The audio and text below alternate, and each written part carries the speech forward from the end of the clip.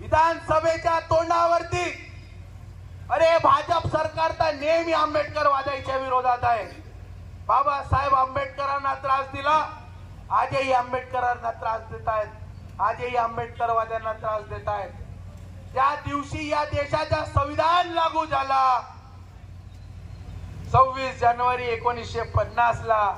27 जानेवारी 1950 ला या RSSच्या मुखपत्रामध्ये सांगण्यात आला की आम्हाला हा संविधान मान्य नाही, कारण याच्यामध्ये आमच्या हिंदू धर्मग्रंथांचे कुठल्याही पद्धतीचा उल्लेख नाही. म्हणजे 1950 साली सुद्धा RSS तुमच्या विरोधात होता. आज 2025 साली RSS तुमच्या विरोधात आहे. पण मग तुमच्या समर्थनात कोण आहे? तुम्ही आम्ही आपला मित्र ज्याला समजतो त्या काँग्रेस, राष्ट्रवादी, शिवसेना सुद्धा तुमची मित्र आहे का? तुम्हाला आता ओळखण्याची गरज झाली आहे बांधवांनो. अगदी विधानसभेच्या तोंडावर बोलायला हरकत नाही. भाऊ, आपल्याच समाजातील काही दलालांनी, मी नेहमी एक वाक्य बोलतो, माझ्या वरिष्ठांना कदाचित राग येईल, पण मी नेहमी एक म्हणतो, बनतेजी, आपल्या शत्रूचे सैन्य मोजण्यापेक्षा मोजण्याच्या आधी आपल्यातील फितूर पहिले ओळखावा.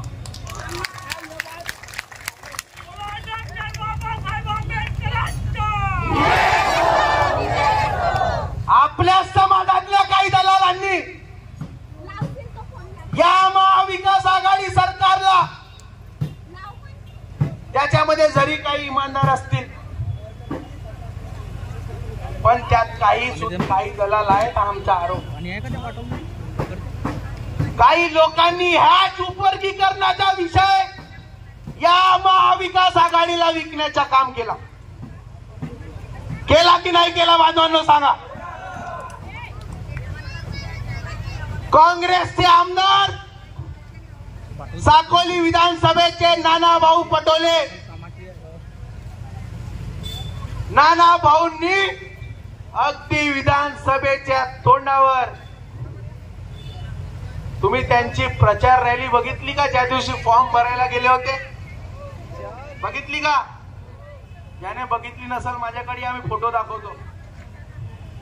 काँग्रेसच्या झेंड्यापेक्षा नाही का हे जयभीमचे झेंडे जास्त होते. दाखवतो फोटो, त्याचा पुरावा तुम्हाला. यातून तुमची ताकद ओळखा. पण ती ताकद आपण कोणाच्या बाजूने झुकवतो याला महत्व आहे. त्या आमदाराला वाटलं की हा समाज माझ्या सोबत नाही, आणि अगदी विधानसभेच्या निवडणुका दरम्यान तारीख आहे 9 नोव्हेंबर 2024, तारीख आहे 9 नोव्हेंबर 2024. त्या 2024च्या 9 नोव्हेंबरला तथागत भाऊ 2 मिनिट निवेदनावर सह्या राहू द्या, महत्वाचा विषय होतो. मी यासाठी सांगत आहो की तुम्ही आम्ही आता आपला शत्रू ओळखला पाहिजे. खूप झाला, 70 वर्ष झाले आमच्यासारखे तरुण आजही आपला घरदार सोडून रस्त्यावर उतरतात. आम्हालाही घरदार आहेत. आमचे वरिष्ठांचे जीवन पूर्ण उद्ध्वस्त झालंय. आम्ही बघितलंय आमच्या चळवळीतल्या आमच्या वरिष्ठांना, घरात खायच्या नसला तरी समाजासाठी रस्त्यावर उतरतात. काय देणं घेणं आहे त्यांना? आणि या समाजातला शिक्षित वर्ग कुठे आहे? आमच्या सारखे जेव्हा या आंदोलनाच्या नेतृत्व आयोजन करतात, दुःख वाटते आम्हाला. आमचे सिनियर कार्यकर्ते मानकर सर आहेत, असित काका आहेत, अचल काका आहेत, संपूर्ण जीवन चळवळीसाठी उद्ध्वस्त करून टाकला. काय भेटला त्यांना? साधा जिल्हा परिषदेचे सदस्य तरी झाले का? मग तुम्ही बनवता कुणाले? आपल्या शत्रूला. म्हणून तुम्हाला सांगतो मित्रांनो, आपला शत्रू ओळखला पाहिजे. या उपवर्गीकरणाच्या विषयावर 9 नोव्हेंबर 2024 साली या साकोलीचे आमदार नानाभाऊ पटोले यांनी एक पत्र लिहिला. त्या पत्रात त्यांनी काय लिहिलंय मी तुम्हाला वाचून दाखवतो. खोटं बोलत नाही हो, हा पत्र आहे माझ्याकडे भाऊच्या सहीच्या. कुणाला खोटं वाटत असेल तर येऊन पाहावा.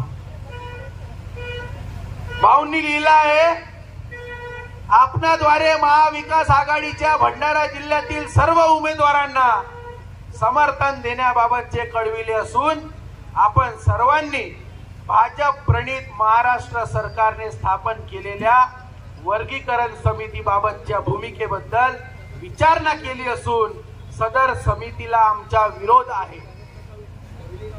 हे कोण म्हणतायत? नानाभाऊ त्यावेळेस काँग्रेसचे अध्यक्ष होते महाराष्ट्राचे. शेवटी लिहितात, व वर्गीकरण समिती रद्द करण्याबाबतची आमची भूमिका राहील. आता 9 नोव्हेंबर 2024 पासून आजची 31 ऑक्टोबर 2025 आहे. जवळपास 1 वर्ष होऊन गेला. नानाभाऊ आमचे मतदान घेतल्या ना, आमदारही झाल्या ना आमदार. आता पत्रामध्ये लेखी तुम्हीच दिल्या, आम्ही तर बोललो नाही. मग लेखी दिल्यानंतर, आमच्या मतदान घेतल्यानंतर, सत्तेत आल्यानंतर, आमदार झाल्यानंतर तुम्ही आमचा विषय मांडला का? मांडला का? 2 महिन्यापूर्वी मोनूभाऊ आहेत साक्षीदार, आम्ही बैठक घेतली. बैठकीमध्ये प्रेस घेतल्यानंतर आम्ही जाहीर वर्तमानपत्रातून नानाभाऊला मागणी केली आहे. जेव्हा अधिवेशन सुरू होता भाऊ, अधिवेशन सुरू असताना नानाभाऊला आम्ही मागणी केलेली आहे. त्याच्याही बातम्या तुम्हाला दाखवू शकतो की नानाभाऊ, आपण महाराष्ट्राचे मोठे नेते आहात, विरोधी पक्षात असलेल्या काँग्रेसचे मोठे नेते आहात, काँग्रेसचे प्रदेश अध्यक्ष होता. आमच्या मताच्या भरोश्यावर तुमच्या 44 खासदारावरून 99 खासदार झाले. महाराष्ट्रात एका खासदारावरून 14 खासदार झाले. आमच्या उपवर्गीकरणाचा विषय विधान भवनात मांडा. काय चुकीची मागणी केली का? चुकीची मागणी केली का? तुम्ही मतदान केला ना? केला की नाही नाना भाऊले?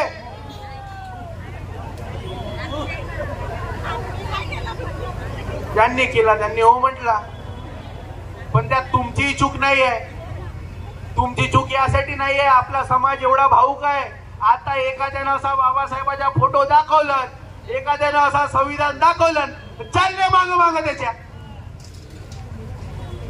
कधीतरी आपला शत्रू ओळखणार आहोत का आपण? मग आम्ही मागणी केल्यानंतर, नाना भाऊंनी भूमिका मांडल्यानंतर तुमच्या आमच्या समाजाच्या हक्काचा प्रश्न मांडला का? मग याच्यानंतर मतदान कराल का? हात वर करून सांगा. आज दुसरा तिसरा कोणी भाषण देईल नाही देईल तो जाऊ द्या, पण आज तुम्ही सांगा. ज्याचे हात खाली आहे ते समजून जातो मग मी. हे आपला शत्रू ओळखाल का? तुम्ही आम्ही बाबासाहेबाच्या नावावर जगतो. बाबासाहेबाच्या महाप्रयाण झाल्यानंतर या देशातील तमाम पुढाऱ्यांच्या समाधी त्या दिल्लीमध्ये आहेत. पण या देशाच्या संविधान लिहिणाऱ्या डॉक्टर बाबासाहेब आंबेडकरांची समाधी त्या दिल्लीमध्ये बांधायची होती. याच काँग्रेसनं विरोध केला होता.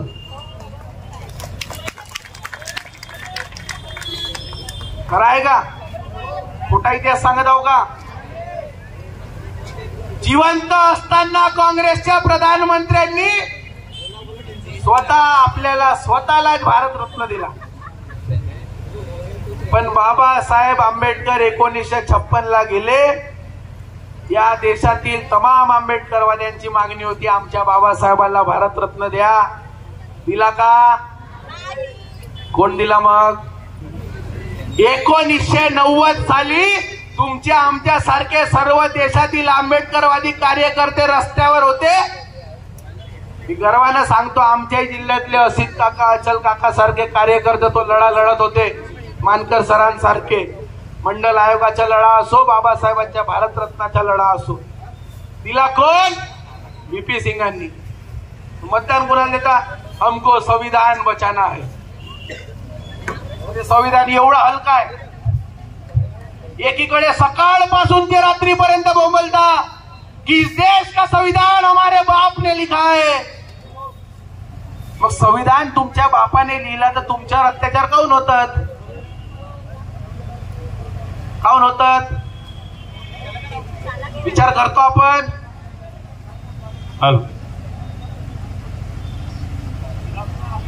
म्हणून बांधवांनो, आपल्याला आता आपला शत्रू ओळखावा लागेल. या भाजप सरकारला आम्ही सातत्याने मागणी करत आहोत. या भाजप सरकारने आमचा जर ऐकला नाही, तुम्हाला आंदोलनाची भूमिका देखील सांगतो. पहिली बैठक झाली, त्या बैठकीमध्ये आम्ही ठरवलं हा आंदोलन आपण 3 टप्प्यामध्ये घेणार आहोत. आज या आंदोलनाचा पहिला टप्पा संपलेला आहे. आज नाही येत. दुसरा टप्पा पूर्व विदर्भातील उर्वरित 5 जिल्ह्यांमध्ये आम्ही जाणार आहोत. तिथल्या स्थानिक नेत्यांना भेटून तिथं आंदोलन उभा करायला सांगणार आहोत. तिसरा टप्पा डिसेंबर मध्ये हिवाळी अधिवेशन नागपूरला आहे. त्या हिवाळी अधिवेशनावर या पूर्व विदर्भातील 6 जिल्ह्यांचा मोर्चा आपण सर्व आंबेडकरवाद्यांच्या नेतृत्वात आपण घेऊन जाणार आहोत. ज्या पद्धतीने हा सरकार आरक्षणाच्या नावावर या राज्यामध्ये आग लावू पाहते. मराठ्यांना ओबीसीशी भांडवलं, आदिवासींना धनगराशी भांडवलं आणि आम्हाला एससीला तर एसटी सोबतच भांडवून होईल. उद्या उपवर्गीकरण लागू झालं, 59 जातीमध्ये कदाचित 3 किंवा 4 तुकडे पडतील.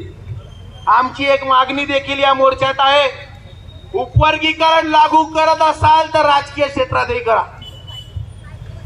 राजकीय क्षेत्रात देखील मग उपवर्गीकरण लागू झालं पाहिजे. मग खऱ्या अर्थाने आंबेडकरवादी लोक त्या विधान भवनामध्ये जातील. बाबासाहेबांच्या हयातीमध्ये जो पुणे करार झाला, तुमचे आमचे हक्क या काँग्रेसने हिरावून घेतले आणि आरक्षित सीटा भेटले. आणि आरक्षित सीटावर कोण निवडून जातात? हेच मनुवादी. आता बोलायचा काय झाला, आपल्या भंडाऱ्याचे आमदार उपवर्गीकरणासाठी भांडत आहेत. सर्वात आधी तर मागणी करणारे आपल्या भंडाऱ्याचे आमदार आहेत. नरेंद्र भाऊ, तुमच्या चेल्याच्या पाटे ऐकत असतील तर ऐका. तुमच्या चेल्या चपाट्याच्या माध्यमातून तुम्हाला प्रश्न करतो. भाऊ, आता 15 वर्ष होतील तुम्ही आमदार आहात. तुम्ही म्हणता की फक्त बौद्ध समाजाचा विकास झाला, इतरांचा झाला नाही. भाऊ, तुम्ही 15 वर्ष आमदार असताना तुम्ही ज्या समाजात जन्माला आल्या त्या समाजासाठी किती अभ्यासिका खोलल्या भाऊ? तुमचा स्वतःचा कॉलेज आहे. आमच्या चर्मकार बांधवांना किती पोरांना फुकटात ऍडमिशन दिल्या?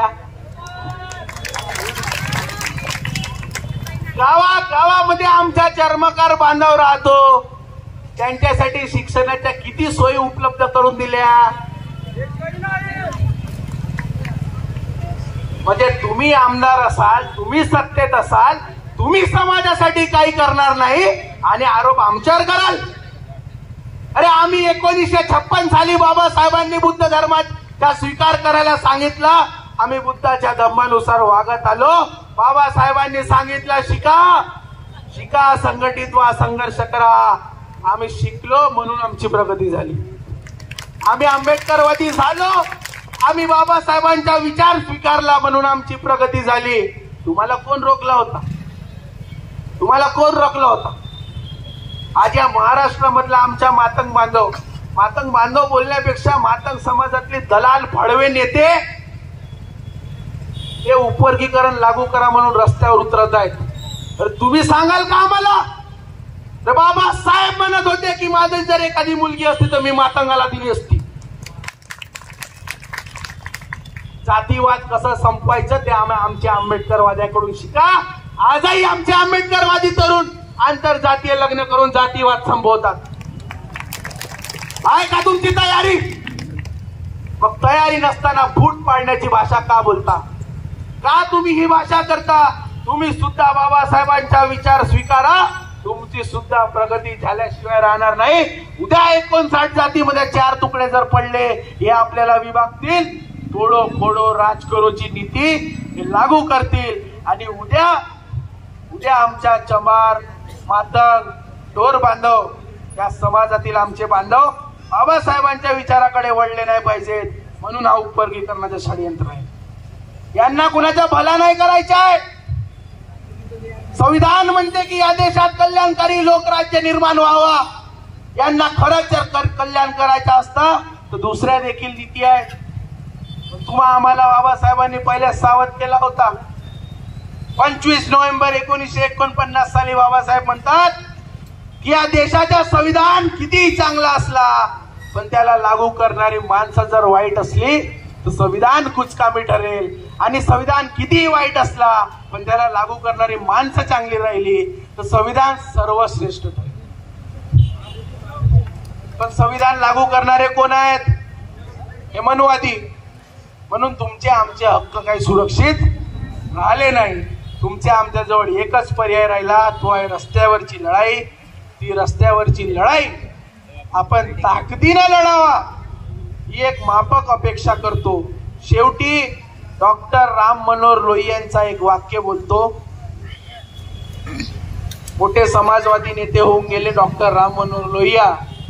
त्यांनी सांगितलं होतं कि जब देश की सड़कें सूनी हो जाती है तो संसद आवारा हो जाती है और जिंदा कौमें कभी भी 5 साल तक इंतजार नहीं करती. म्हणून मला तुम्हाला 5 वर्ष काही आपल्याला वाट पाहायची नाही आहे. जेव्हा कधी आंदोलन ची वेळ येईल, अन्याय होईल, रस्त्यावरची लढाई लढण्यासाठी तुम्हा आम्हाला सज्ज राहायचे आहे. बांधवांनो, मी एकच अपेक्षा करीन. आम्हाला सुद्धा वाटते आमच्या समाजावर अन्याय नाही व्हावा, पण अन्यायाला एकच कारण आहे की आम्ही आमचा शत्रू ओळखलो नाही. मी एकच मागणी करीन, एकच अपेक्षा करीन की बांधवांनो, हात जोडून अपेक्षा करतो की आता तरी आपला शत्रू ओळखा. महाबोधी महाविहारचा प्रश्न 1 वर्षापासून आहे, तोही लागू झाला नाही. का आमच्यावर अन्याय होते याचं कारण तुम्ही आता शोधलं पाहिजे. शेवटी 2 मिनिट घेऊ भाऊ, 2 मिनिट घेऊ. शेवटी 2च मिनिटात आठवतो. एक छोटीशी कहाणी सांगतो आणि इथंच थांबतो. छोटीशी, तुम्हाला कदाचित त्यातून बोध मिळेल. पंजाब मध्ये रस्त्याने एका कार मध्ये ड्रायव्हर जात होता भाऊ, त्याचा मालक जात होता आणि ती गाडी हायवेने चालत असताना एका गावामध्ये गेली. गावामध्ये गेल्यानंतर त्या गाडीच्या समोर, लक्षपूर्वक आहे का, कदाचित तुम्हाला बोध मिळेल, त्या गाडीच्या समोर अचानक एक आडवा कुत्रा आला. एक कुत्रा आडवा आल्यानंतर त्या ड्रायव्हरला लक्षात नाही आलं आणि त्याने त्या कुत्र्याला ठोकून दिला आणि तो कुत्रा जागेवरच मेला. जागेवरच मेल्यानंतर त्याला वाटला, ड्रायव्हरला, माझा मालक आता रागवेल, माझा मालक ओरडेल, माझी नोकरी जाईल. तो घाबरला. पण त्याच्या मालकाने सांगितलं की तू घाबरू नको, तू सातत्याने गाडी चालवत राह. त्याच्या ड्रायव्हरला वाटलं की मालक चिडले नाही, उलटा मला गाडी चालवायला सांगितलं. तर तो विचारते, साहेब असं कसं? तेव्हा त्याचा मालक जो म्हणते ना ते तुम्ही लक्षात घ्या. त्याचा मालक त्याला म्हणते की चूक तुझी नाहीये, चूक तुझी नाहीये, तू सरळ जात होता. तो कुत्रा आडवा आल्यानंतर त्याला समजलं नाही की मी उजवीकडे जावं की डावीकडे. त्याला समजलं नाही मी उजवीकडे जावं की डावीकडे. तो स्वतःची दिशा निर्धारित करू शकला नाही आणि म्हणून मेला. याच्यातून बोध घेण्याच्या एकच गोष्ट आहे, तुम्ही जर स्वतःची दिशा निर्धारित करणार नाही, उद्या तुम्ही देखील त्याच कुत्र्याची मौत मरणार मित्रांनो. म्हणून तुम्ही लक्षात घ्या, आज तुम्हाला आपली दिशा निर्धारित करावी लागेल. आपला शत्रू ओळखा आणि आपल्या हक्क अधिकाराच्या लढ्यासाठी सज्ज व्हा. एवढंच बोलतो आणि इथंच थांबतो. नमो बुद्धाय. जय भीम, जय संविधान.